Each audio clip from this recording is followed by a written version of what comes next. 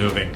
Man, it sucks. I think that's something that we can all agree on. It's not easy. The task ahead is monumentous. I'm sure there's so many things racing through your mind, so many fears, so many trepidations. I want to help make that easier for you. I have a lot of experience with moving, both personally, but also professionally as a realtor. I help a lot of people move to this city, and I got 8 tips here for you to make your move an easy one. You got to stay tuned and definitely listen to that last one. That's a kicker, a real special one.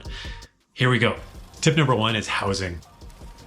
Most importantly, you don't want to arrive in Vancouver without having a place to lay your head, not just for tonight, but for the foreseeable future. And housing is a real tough one in Vancouver. So you definitely want to make sure that you have it dialed in before you get here. Set up temporary accommodation. And to do that, I would suggest either Airbnb or Facebook Marketplace or VRBO, websites like that.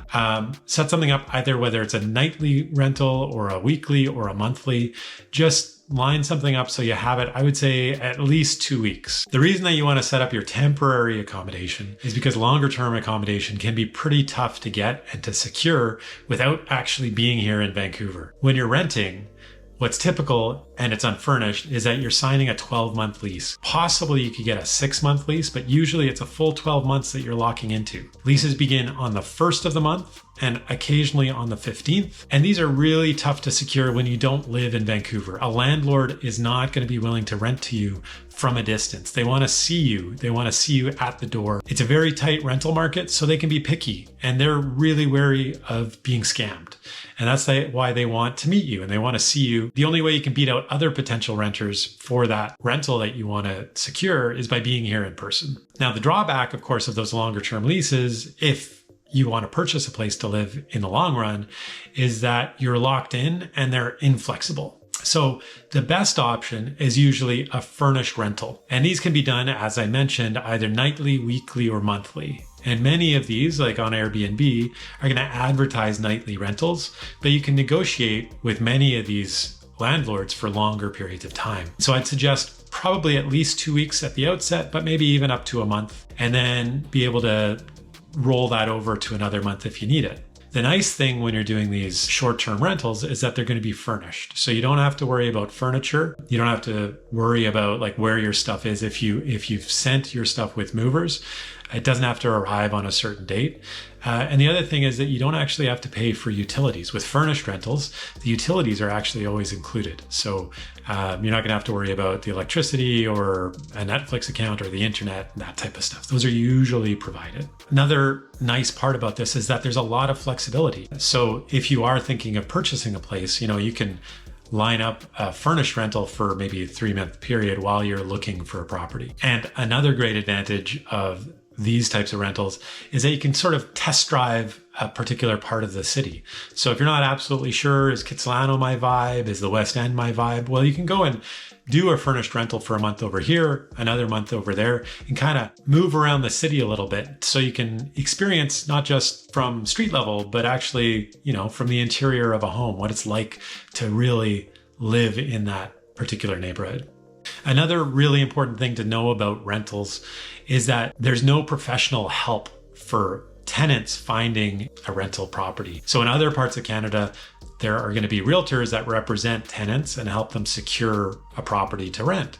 Ontario, I know, does this. In BC, we do not do that. And the reason is there's no MLS cooperation is what we would call it, but there's no commission involved. So there's nobody incentivized to do that professionally, unfortunately. As a result, landlords predominantly handle rentals themselves, and they're almost always going to be on websites like Craigslist, Facebook Marketplace, and less commonly a website like Kijiji. And I think a big reason for this is that our rental market is just so tight. The vacancy rate is so low that many landlords just feel that they can handle this process themselves and they don't need a professional involved.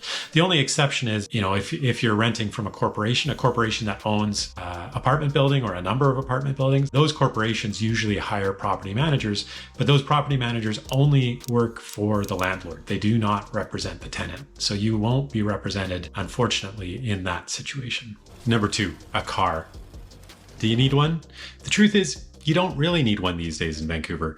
The city has done a really great job over the last 20 years or so trying to encourage people to look at alternatives from owning a vehicle. And so bike lanes, a little controversial in Vancouver, bike lane network throughout the city that makes cycling a really great way to get across the city, commute to work, get downtown. We also have a car share system, Evo in particular, Moto, I believe, is another one in the city that people will use if they don't have a vehicle, but they can still access the convenience of a car. Bike shares are another one. And then, of course, we have an excellent transit system, as I've spoken about before. Buses, SkyTrain, C-Bus, the Aquabus, the West Coast Express. Those are all accessible and convenient and efficient and reliable. So people are finding ways that they can get around without having the expense of owning the vehicle themselves. So in the city core, you have all of those, the greatest convenience, the greatest ability to be without a vehicle would be in the downtown core. The further you get from that, the less convenient it becomes. So if you live in some of the outer suburbs, I would say definitely say like a Mission, an Abbotsford, a Chilliwack, those are areas where people are much more reliant on vehicles and they just couldn't possibly do without, because they really, to do all the daily things that you would need to do, you need to hop into a car. But when you live downtown or in the area, the residential neighborhoods that are immediately surrounding downtown, like Kitsilano or Main Street or Lonsdale on the North Shore, those are all areas that are very walkable. You can walk to the grocery store, you can walk the kids to school, you can walk to work if you live in those areas, or take those alternative modes of transport. So you're finding more and more these days that people that are living in the denser parts of the city, they're choosing to do so without owning a vehicle. And of course, there's all those environmental benefits to not owning a vehicle aside from the economic ones. So more and more people are making that choice. But of course, there's two things that might prevent that from being convenient aside from your location, and that's having children and the work that you do. And so you may want to consider those two things as well. The having young children or having many children might make it harder. I mean, if you're going to pick up kids at daycare, dropping them off at school and activities and shuttling kids back and forth, you may find that a vehicle is really necessary. And same thing with work. If you're moving around the city a lot, and especially if you need to take clients in your vehicle or along with you, you may find that you want to have your own vehicle to do that. And I know personally that's the choice that I've made, because I do have 4 small children and we are driving far too much around the city. I feel like sometimes I'm more of a taxi driver for my family than a parent, but that's another story. And then of course for work as well. As a realtor, I'm moving around the city a lot and I'm taking my clients with me. And so as a personal decision, I've made the choice that it's worthwhile for me to have a vehicle. But we do use some of those alternative modes of transport, specifically the bike lanes.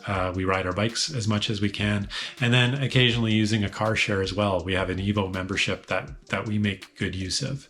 So it's going to be a personal decision. But on the whole, I think you're going to find that you don't really need a car in Vancouver. Number 3 is pets. My advice, do not move with them. Vancouver is a really challenging place to move to with pets, and there's 2 reasons for it. Number 1, if you're renting a place, most rentals will not allow any pets at all, especially a dog. It becomes really challenging to find a rental that will allow your dog or pet of any kind. If you are renting and you do find a place that allows pets, you'll most likely be paying a premium for that privilege. And then on top of that, you're paying a pet deposit. So you have to pay a half month's rent as a damage deposit plus another half month's rent as a pet damage deposit. Now, of course, this is a little bit tongue in cheek. I mean, I understand people love their pets. And you're not going to just give up your pet in order to move to this city. But just understand, it's going to make it a lot more challenging. And so on the rental side, but also when you're buying, the only time when you're purchasing where it's not really a concern is if you're buying a house. But if you're buying any strata, and that's going to be a condo of any kind, a townhouse, you're subjected to the bylaws of the strata corporation. And many stratas limit pets. Some of them will not allow any pets at all. And many of them will limit, the number of pets, the size of them, the breed of dogs. It's a little bit easier with a cat. My main gig in this city isn't creating amazing content about Vancouver. it's as a realtor, and I'm helping people every day move to the city. Over my 15-year career, I've helped hundreds of families move to Vancouver, and I hear from them every day, new people reaching out, wanting to know what it's like to live in this city. I'd love to help you. If you're thinking about moving, be sure to reach out to me anytime. I'm here for you. I got your back if you're moving to Vancouver. Number 4, kids. Are you moving to Vancouver with kids? Well, you're probably thinking about schools and daycare, right? So let me tell you, you need to plan ahead. It's really critical at this stage. Daycares in Vancouver, if your kids are young, are really hard to get into. It's maybe the only thing that's harder than buying real estate in the city is getting into a daycare. And I can tell you from my own personal experience, I have 4 children. I've had to do this 4 times. We applied to more than 30 different daycares when our children were born and barely got into one for each of those kids. It was like winning the lottery each time we heard. We were so happy, and we didn't care how much it cost because we both had to go back to work and have our kids taken care of in a good licensed daycare. So make sure the moment that you decide that you're moving to Vancouver, you apply to daycares in this city, and you apply to a lot of them, and you follow up with them because they run the greatest business in this city. There's not a really high level of customer service when it comes to those applications. They're not going to be following up with you. You need to pester them and make sure that you get your kid into one of those daycares as soon as you can. And then there's schools. The city of Vancouver itself has an abundance of schools. Every neighborhood has its own elementary schools, a number of them, and then at least one high school. So they're typically within walking distance. There's going to be preferences that everybody is going to feel like one school is better than another. There are some differences because a lot of the funding ends up coming from donations from the parents in the neighborhood. So there's some points of view that schools are better on the west side of Vancouver, where incomes are higher traditionally than the schools on the east side of Vancouver, but that picture's changed quite a bit. Another thing to know about public schools in Vancouver is that there are school catchments, but if you live in a school catchment and you move to that school catchment because you want your child to go into what you feel is the better school, just know that there's no guarantee that your child will actually get into that school. Many of the schools are oversubscribed, and so they end up doing a lottery system, especially if you're entering that school in, not in kindergarten, but in grade 3 or grade 8 or something along those lines. And so you might find yourself wanting to be in a particular school because you're in that catchment and then not being allowed into that school and having to ferry your kid to a school that's a little further away. So that can happen. Now, private schools. There's some excellent private schools in Vancouver, but of course they cost money. So just to give you an idea, they cost anywhere from roughly $9,000 a year in 2023 up to about $35,000 a year for what most people in Vancouver would consider kind of the top tier private schools in Vancouver. Number 5, hiring movers. All right, my big tip here is really seriously think about not bringing all of the big stuff. Leave big furniture items at home, sell it, whatever, give it away, donate it to charity. Just bring your real essentials. Buy what you need when you're here. And the main reason is furniture is so cheap these days. I mean, you can spend a lot on some furniture, but most of us haven't. And if your furniture isn't super valuable, you may find that you're going to end up paying more to ship it to Vancouver than it costs to just buy new stuff once you're here. Obviously, leaving everything behind isn't viable for everyone. So if you're not doing that, well, hire professional movers. That's my next biggest tip. You don't want to be taking the cheap route. I've done that before myself, and man, was that ever a mistake. I hired some guys with a van off Craigslist. We booked it 3 months in advance. The night before they moved, they sent us a message saying, do you really need us tomorrow? Because we kind of overbooked ourselves and we don't have enough people to move you tomorrow. And we were like, no. We booked you 3 months in advance because we really need you and you better be here tomorrow. So they showed up, but they were clearly not super professional. It kind of sucked. There wasn't a lot that we could do about it. They broke a couple things. They put dents in the wall. They were not experienced and it showed. Now, of course, I saved money, but was it worth it in the end? Was it worth the heartache? You hear so many stories about shady operations with moving. They might lose something. They might break something. They might overcharge you. So The more professional a company, the more unlikely that's going to happen. And if you need some connections when it comes to moving, let me know and I can definitely connect you with the right people. Number 6 is boxes. Do not buy them. There are so many free options out there. You can easily get boxes that cost you nothing or cost you very little. You don't have to go to Home Depot. You don't have to go to U-Haul and pay hundreds of dollars for all the boxes that you're going to need to make your big move out west. You know where you can find them? Just go onto Craigslist, go onto Facebook Marketplace, look for free boxes, and you will find them. There are people who have just done a move and they want to get rid of those boxes and you need them. So perfect. It's an excellent way of saving money. An alternative to cardboard boxes are frog boxes. This is a company all across Canada. I assume there's similar companies in the United States, but definitely across Canada. And you rent bins. They will come and deliver them to you when you need them. You use them to transport all your stuff across Canada, come to Vancouver. And then once you're here and have unpacked all of your stuff, you call them up and they'll come and pick them up from you. So it's super convenient and you do have to pay for them, but best of all, they're reusable and they get used over and over and over again instead of going into the recycling or into the garbage dump. So if you're looking for an alternative to cardboard boxes, I highly recommend looking into Frog Box. Number 7 is know your neighborhoods.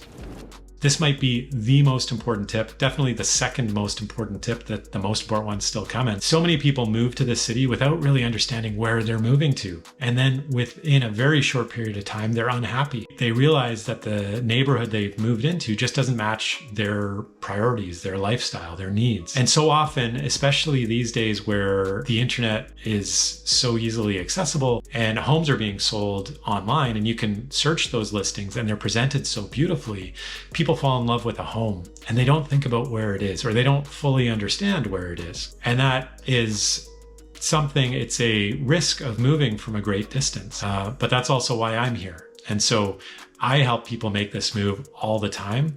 And I help them understand what is the right area for them. I ask the right questions to help understand what their needs are. And I can help understand what your needs are when you're thinking of moving here and pinpoint you in the direction of the best neighborhoods, the places that will suit your lifestyle. For instance, is the size of your home important? Is the size of the yard your priority? Or do you value a short commute? Or do you want to be in a walkable neighborhood or close to schools? Or are you going to be taking transit to work every day and you don't want to have a vehicle? These are things that you need to really think about. And every one of Vancouver's neighborhoods and suburbs is so vastly different, and they offer opportunities to the right people, but they're not for everyone. And you need to understand the good and bad of each of these neighborhoods. And that's what I'm going to help you understand. Number 8, the most important step, you got to reach out. I'm a professional real estate agent. I've helped hundreds of families move to this city over my 15-year career. I move them into the right home, into the right neighborhood, within their budget,